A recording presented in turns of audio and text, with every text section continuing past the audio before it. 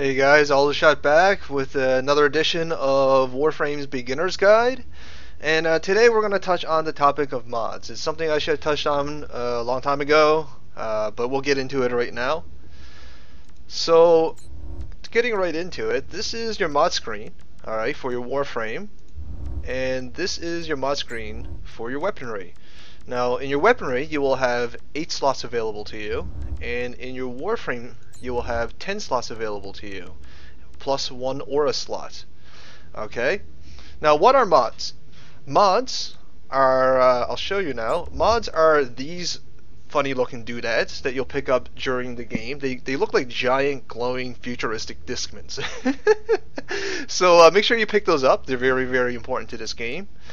And when you pick them up and you go into your mod inventory screen, which is right here, you'll see them all right here. Okay, and what they do is, as you put them into your Warframe or your weaponry, they will give you the stat changes that's represented on the card itself. For example, continuity will give you plus 30% power duration, whereas focus will give you 30% to power strength. Okay, and mods come in 3 varieties of rarity. It comes in commons, it comes in uncommons, and it comes in rares. Okay. And you're probably asking yourself, what are those numbers and symbol in the top right hand corner? And the number represents the mod value, and the symbol represents its polarity. Now we'll talk about the mod value a little bit. This is what I would call the mod value bar. Okay, so as you can see, I have a 4 left over and a total of 60. Okay. Now when you're first starting this game, when you're leveling up your respective Warframe or weaponry, for each level or rank that you gain, you will gain 1 mod value for a total of 30. Now you can augment that, you can actually increase it by putting in something called a potato. That's the nickname that the community tends to use, okay? What they're actually called are Orokin catalysts or Orokin reactors, alright? Catalysts are for weaponry, and reactors are for Warframe. When you install one of these things, you'll actually double up on your mod value. So, for each level that you gain, you will actually gain 2 mod value instead of 1, for a total of 60 rather than 30, which will obviously allow you much more room to play with installing more mods and more higher value mods as well. Okay, so I'll show you an example here. This is Flow. It gives me plus 150% max power, and it takes up 9 value. So if I remove that, I have 13 value left over. Okay, I put it in, I only have 4 left over, and again, that's because it takes up 9 value. Simple math. Now, so that's generally how the mod values work. Okay. Now here's the funny thing. I will get into polarities now. As you notice, this is Constitution, and it has a single dash polarity, and this mod slot has a single dash polarity. If I put it in, I mean, it doesn't look like I can put it in at all. Constitution takes up 13 value. I only have 11 value left over, but I can. In fact, I even have some left over, and that's because when you match your polarities, they actually take up less value. They take up a lot less value. They take up half rounded up. So, and that's why I actually have mod values left over. So it's 13 right here by default. I put it in here. It now only states that it's only 7. So that's what polarities are. When you match polarities, you can put in higher value mods at a lesser cost, and that's very, very important. A single dash polarity represents support. Double dash polarity represents ability mods. A V polarity represents offensive mods, and a D polarity represents defensive mods. Alright? So that's very, very important. Now you can actually augment your polarities by doing something called formatting, which we touched on a little bit in our microtransaction section. And what you do is when you rank your respective Warframe or weaponry all the way up to 30, which is the max rank, you can do something called formatting. You install a forma it'll reduce the respective warframe or weaponry back down to 0, so you have to rank it back up to 30. But in its place, you can either add or change a polarity. For example, I'll go into now. This is your polarity screen. So I can either change this polarity, or I can add a polarity to a default slot. Now, I'm not going to do that right now because I don't really want to, but that's generally how it works. Alright, so that's very important to maximize your potential in your warframe or weaponry. Okay? So again, now what is this here? This is an aura. This is an aura slot, and aura slots are a little bit interesting in that these mods you can only get through alerts currently. Okay, so you have to pay attention to that. And when you install an aura, instead of reducing your mod value, it actually increases. For example, right now I have 24. If I remove Steel Charge, I only have 10. Right? So I install Steel Charge, it gives me more mod space. And the way that you match polarities, as described before, it also applies to auras as well. So you match the polarity, you will gain more mod slots. Whereas if you don't match your polarity, let's see if I can find a polarity that doesn't match. Okay, Rejuvenation. Okay, so this is a D polarity aura, and I only have 15 when I install it because it doesn't match. Whereas Steel Charge, I get 24.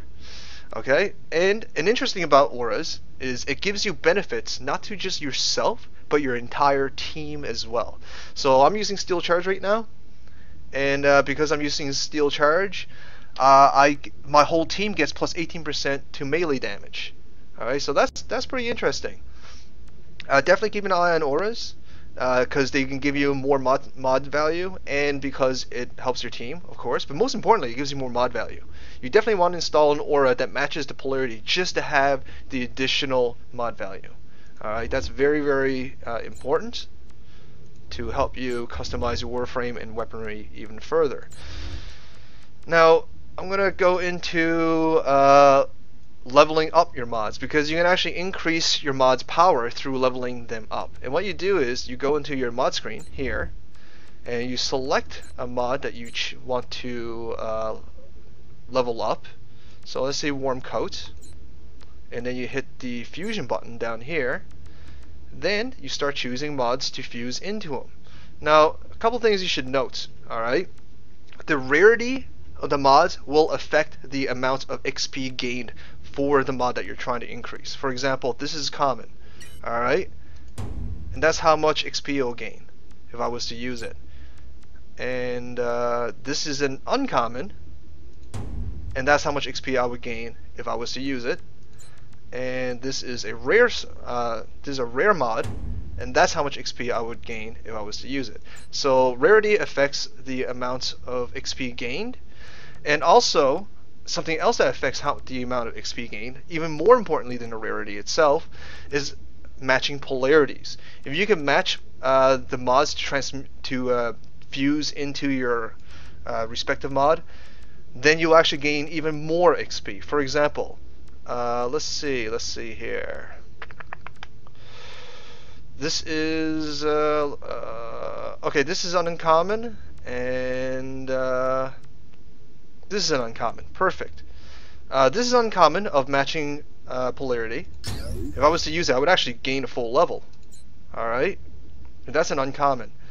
And this is also an uncommon, but not the same polarity. And I would gain less than half of the XP otherwise. So matching your polarities, very, very important. Okay? And you're going to get a lot of duplicates as you play through the game, so you have lots of mods to fuse into mods that you really want to use. Also, alternatively, and optimally, I should say, you're going to pick up fusion cores as well. They're not actually mods. You can't actually place them into your warframe or weaponry. They serve a single purpose, and that's just to raise the level of a mod that you're trying to level up. So, and also they come in different variety of rarities, etc., etc., and they will give you more XP, higher rarity, etc., etc. They don't actually have a polarity. They're something I would call a default polarity. They will give you a base amount of XP, and their sole purpose is just to raise the XP of a mod that you're trying to raise. And you pick them up quite a bit, and they're the main source of fusing. But because you pick up so much duplicates, I recommend using your duplicates first, and any leftover XP that you still need to gain, then go into your fusions. But yeah, that's generally what fusion cores are. And that's essentially what mods are.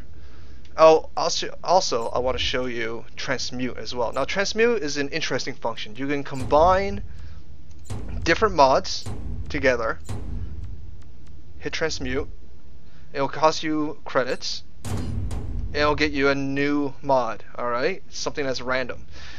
It doesn't always give you something good. In fact, I've rarely gotten something good out of it. I don't use it very often, but it's there if you need to use it, you know?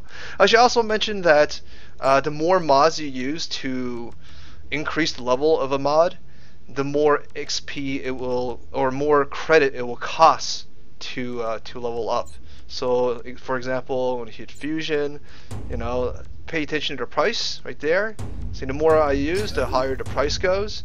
And I'm pretty sure the price is a flat rate. So even if you're not modding or you're not fusing similar mods or higher rarities, it'll still cost you the same. So that's another reason why you really want to use, you really want to level up optimally, because you don't want to pay for less XP. You want to pay for more XP, obviously. So yeah, that's essentially what mods are in a nutshell. Again, they're modifiers you pick up throughout the game. You install it into your Warframe or weaponry to increase its attributes to your liking. That's essentially what it is. Alright? So that's it for mods. I hope you like what you see. I hope you find it useful. I should let you know, if you've gotten this far into the video, that I'm going to start a new series of Warframe videos, because it seems like you guys really like it. So I want to please you guys, entertain you guys, and all that stuff. And what I'm going to do is post some obscure builds for Warframes and for weapons, because at this late stage of the game, because it's been out for almost a year, a lot of people use almost the same, if not similar, builds for their Warframes and their weapons, because people figured out the max min, highest potential kind of setup, right? So what I want to do is bring you a series where I make weird builds, right? That people normally won't make, that are still effective, or at least still fun to use. Okay, so I'm going to roll out that series later on this week or early next week, and I hope you guys like that as well. But for now, I'm going to sign off. I don't want to extend this video any longer than it needs to be. If you like what you see, what you hear, please send me some love. Give me a like, give me a fave, throw me a comment. Tell me what else you would like to see from this channel. Again, I don't just cover Warframe. Recommend a game for me to play, and I'll play it. And most importantly, make sure you subscribe, because this is only a small channel. It's still a very, very new channel, and I love to grow it with you guys. And thanks for watching, guys. All the shout out.